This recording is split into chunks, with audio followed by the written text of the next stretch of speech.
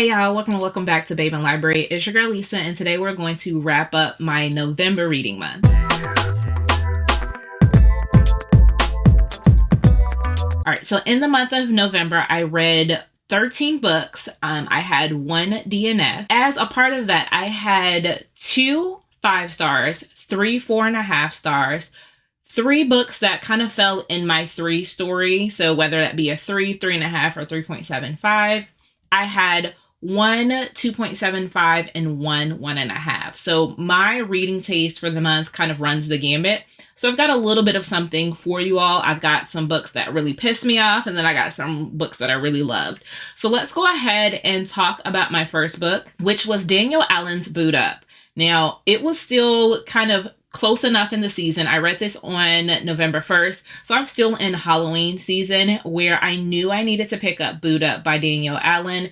This is the story of Malika and Dre. Now, Malika is coming back home. She is actually escaping from college because she just found out that her current boyfriend was caught cheating with his ex-girlfriend, and everyone on campus knew but her. And so, of course, she has to escape, go back home. Her childhood best friend is like, hey, don't worry about it. Come home. I'm having a party for my birthday. I actually have a surprise gift for you, even though it's my birthday. I'm in the giving season. And so she tells Malika to come back home. Now, Malika's special gift is going to be Andre, who they know as Dre. Dre is a guy that we instantly get a connection with. He's the only other Black person at this party. And so she automatically feels kinship. Malika's at first like, hey, is she trying to set me up because she's like, oh, this is a Black guy, I'm a Black girl, they work together? No, Dre is a full vibe. Like, he understands all of the punchlines. Dre is obviously attracted to Malika. They share some inside scoop. And what happens is they get caught up in a storm when Dre decides to take Malika home because he's feeling her. He's like, okay, no, she's actually pretty dope. I want to see where this goes. They go home to Malika's house and they get caught up in the storm, and they spend the weekend with each other and kind of fall into this pseudo relationship that only lasts for the weekend. And the way in which Danielle ends this is very, very creative. So it's kind of like a speculative, do I know what really happened, or was it all a dream? And I loved it. Now, on the adverse side of the scale, I read Unconditional by QB Tyler I actually listened to it via audio because I had an ARC copy. Now, this is very recently released in terms of audiobook, but it had been on my shelf for quite some time. Unconditional is an age gap guardian/ward, forbidden, taboo type of relationship between Cal and Maddie.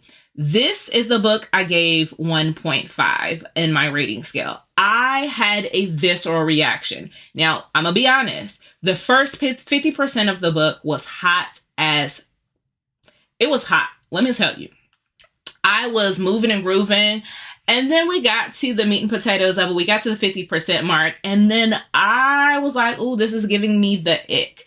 This particular situation is super taboo in the fact that this tried to layer way too many things. Like, this is where I realized I hit my threshold on how much I can take. Cal found Maddie when she was 7 and he was 23. So, whoop, that's a big age gap. Now, at the age of 7, he did not happen to have any inappropriate feelings to her. He actually found her at a crime scene. Cal is a cop. And I think, honestly, that probably is what additionally turned me into the ick factor, because he's a cop. He is, at least 15 years older than her. He also is her guardian. He's always kind of, in the way in which they went about things, he straddled the line between, I'm going to play the father figure role, but I'm going to be protective. I'm going to do this. I'm going to do that. It was a little too much for me. Again, especially given his type of profession. That just is where I kind of drew the line. It was a touch too far. In addition to that, there's some things in here where Maddie was already talking about, immediately her naivete, because this happens they finally get together when she's 17 on the precipice of being 18. Her immaturity, like, she's already like, I'm going to marry him and I want to have his babies. And everyone else, like, there's two characters that actually kind of like put the kibosh on it. Like, y'all are tripping. Let me say my piece because somebody needs to talk to reality. And that's what I appreciate, because Cal's mama was like, we got to keep the door open. Boys can't be in your room, even though that's my son. Girl, you already know what's going down and you actually don't really care. You're just trying to play, you know, like, ooh, I'm going to keep some rules in this house. Baby, ain't nobody listening to you. They doing what they want to do. On top of the fact, I also felt like QB Tyler tried to play on my intelligence by, there was a suspense part at the end. And we tried to make that person the bad guy and make that person seem like they were crazy. But at the time, they were spitting facts and nobody wanted to hear them. And I didn't like that. If you don't know, I participate in Noir November. It is a challenge that I do where I want to read more Black authors, highlighting Black characters, Black narrators. I've got a ton of prompts. I'll link the video in which I discuss these books, as well as the video where I talk about the prompts. But in Noir November, I decided to read Found Forever as my Black romance. This is the second in the Sisters in Serendipity series by Lady Marie. This is a slice of life marriage type of storyline with our two main characters, Lizzie and Alonzo, and I loved it. 4.5 stars for this one. Now, Alonzo is top husband material. Alonzo supports Lizzie in any and everything. There is an age gap. There's 10 years between them, but that 10 years is nothing. Age is nothing but a number because they are full, mature, grown people handling their business, and I love it. Again, if you want to get my full in-depth thoughts with this story, please go watch the video because I need more people to read this book. Lady Marie is a gem of an author. She has about 4 or 5 in her backlist, and she's churning and burning them out all this year, and I need her to get more shine and more credit. Also read Open Water by Caleb Azuma Nelson, which I gave 5 stars. This one is beautiful writing, amazing prose. This is also written in a way where it is second person point of view, which is very rare that I get to see that. This storyline follows people that we don't get their names because in the second person point of view, you are the character. And this is one of the few books that I've read from a male point of view. Like, we are the male character in here and we're experiencing life as he's journeying and it's going through him. In this book, you are experiencing what it's like to be a Black man in society and how your interactions with the police and how you desire, to find a significant other and where right person, wrong time may be. You get to see how they walk through the life in terms of the friendships and the connections that they made. Then I read Aphrodite and the Duke by J.J. McAvoy. It's a historical romance. I gave this one a 2.75. It was a little bit difficult because for me, I felt like I needed to be done at the 50% mark. This is a storyline where Aphrodite is a second chance romance. She is coming back and she was the star of her season, right? So she is a little bit older. She is coming back to support her sister Heather in her coming out to the ton and society. And her mother's like, you need to come home. You need to be with the family. You need to support your sister. She left because the person in which she fell in love with was actually betrothed to another and it broke her heart. And so now that she's back in town, she's realizing that there may still be an opportunity for them to be together. But before she can let herself fall for Evander, who is the Duke, she needs to figure out what went wrong. There's a little bit of mystery and intrigue with this. And like I said, I gave this a 2.75 because I really liked the first half of the book. I felt like that is all I needed. Once they got together and once they decided to be a couple,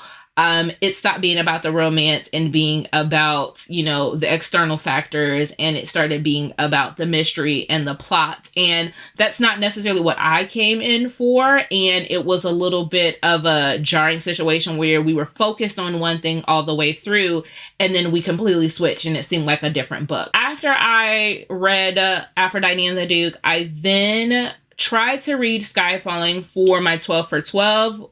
Skye Falling is a story about Mia McKenzie. Immediately DNF'd. Like, that book, I knew it wasn't for me personally. I appreciate whoever submitted it, but I actually did not like the main character, and I felt like it was one of those situations in which the author wrote the main character in such a way that you would not like them, so you could ultimately see their growth and their journey. And for me, I don't need to sit through and read a character I dislike in hopes that they become better. That seems like torture to me. I know that that is a storyline in which the main character actually sold her egg to a random acquaintance that she knew, thinking that she was just going to get money from him and never have to come face to face with her child. Her child then comes and says, hey, I think that I'm the egg that you gave away. And it's her reconciling with her decisions and choices in life, and also taking interest, not specifically in the child, but interest in the child because she is interested in that person's caregiver. Again, sounds like something I wouldn't like, so I DNF'd it. After I DNF'd it, I'm like, okay, what can I read that I think I'm actually going to love? And I decided to pick up Black Cake by Charmaine Wilkinson. I'm actually doing a video for this, so be on the lookout. I am going to do a book to TV film adaptation for this because this just came out in November on Hulu. I will tell you that I rated this a 4. I absolutely loved it. It was a good layered storyline that kept me intrigued all the way through. The mystery and the plot points I did not see coming. More to come in terms of how I feel about the book in its entirety, as well as the adaptation. But I really enjoyed this, and all the things that they've been saying about this is definitely true. Once I finished Black Cake, I was like, okay, I'm still in a mystery type of mood. And so I decided to pick up Like a Sister by Kelly Garrett. This is fantastic until we get to the end. And it's not because my predictions were wrong. Yes, I know I can be wrong and I can stand firm in my truth. I think that Kelly had a way of doing a lot of red herrings really well, but the two characters that were the cause for the death was suspect to me, and I didn't like that. But I will tell you to pick this up, and the reason why I say that, this is based on Lena Scott, who is our female main character. She is just out in her local neighborhood riding her bike. She comes across a crime scene in which there is a lot of publicity for. She sees that there's a lot of people there. There's a news camera, and she meets with a journalist. And she comes to find out that the victim that is deceased is actually her half-sister, who is a famous celebrity. Lena is also the daughter of a very important music mogul, and so she's kind of been estranged from her family. She's even gone so far to change her last name. She loved her sister, but her sister had an addiction, and so she hasn't talked to her sister in 2 years, and her sister doesn't live near her. So she figured, my sister must have been coming to talk to me because she's in my neighborhood, and she's trying to figure out what was her sister trying to tell her. Why was her sister there? Everyone is saying that it was an overdose and that her sister intentionally went out and she killed herself. But there was, all of the evidence is pointing to, this is a setup. This is a homicide. Something is going on, and this is not like my sister.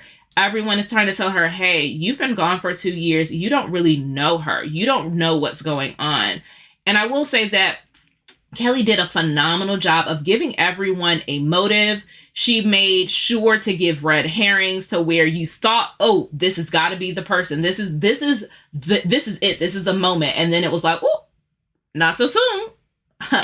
There's more to come. We got to play detective with her. We've got to kind of come up with our own suggestions. Again, it's just towards the end where it fell apart a little bit for me, that I was like, yeah, I see that could have been the person.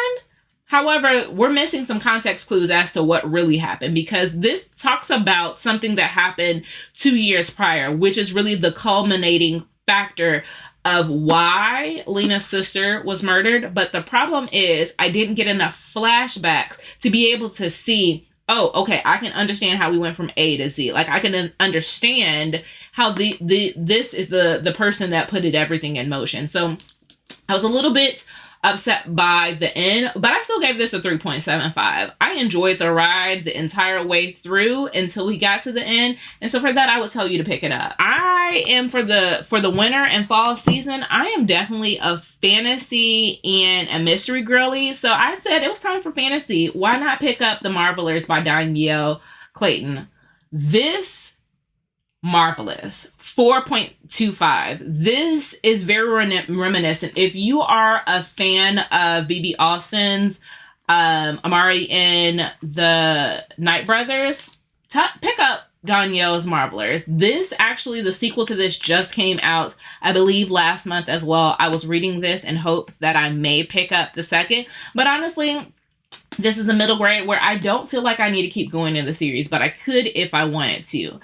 Ella pretty much set me in the mind frame of Ruby Bridges. And the reason I say that, she is a conjurer, and conjurers are a special type of magic. It kind of puts me in the framework, root magic, voodoo. She is coming from the bayou, beautiful Black girl with a lot of potential, and she is going to be the first to integrate the school system for the Marvels. Now, the Marvels are another magic system, and the big difference is the Marvels can only create magic based of what's already out there. But conjurers, they are blessed with the ability to create and to breathe life into the magical community from nothing. And I think that provides a lot of fear. People have the fear of unknown. And one of the things I will say about Danielle, she did a fantastic job of correlating to middle graders just what real life society is like, because there is a flyer about make the Marvel world light again. That's what it was. And I'm like, oh, you did that, sis. You put that in the book, and as an adult, I see you. I see what we were doing. Danielle did a fantastic job of making real world situations in a fantastical setting that kids could grasp and really understand the concept of what society is like for people today. I loved that Ella found her community, right? She is an outcast, and she is friends with outcasts amongst other outcasts.